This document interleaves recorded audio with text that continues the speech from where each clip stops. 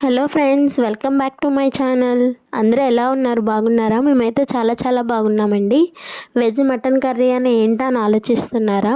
ఆలోచించండి.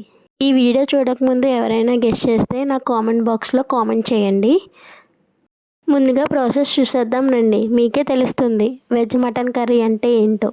ముందుగా ప్యాన్ పెట్టుకుని ఆయిల్ వేసుకొని ఆయిల్ హీట్ అయిన తర్వాత ఉల్లిపాయలు, పచ్చిమిరపకాయలు, కొత్తిమీర వేసుకోండి. ఇక్కడ నాకు కొత్తిమీర అవైలబుల్ లేదు కాబట్టి నేను వేసుకోవట్లేదు. ఉల్లిపాయలు వేగిన తర్వాత దానిలోకి 2 టేబుల్ స్పూన్ల అల్లం వెల్లుల్లి పేస్ట్ని వేసుకుని వేయించుకోవాలి. ఈలోపు 2 అరటికాయలను శుభ్రంగా తొక్క తీసుకుని నీటిలో నానబెట్టుకోవాలి. దీనివల్ల ఏంటి అంటే అరటికాయ ముక్కలు కలర్ చేంజ్ అవ్వకుండా ఉంటాయి. అల్లం వెల్లుల్లి పేస్ట్ వేగిన తర్వాత నీటిలో నానబెట్టుకున్న అరటికాయ ముక్కలను వేసుకుని 2 నిమిషాల పాటు వేయించుకోవాలి.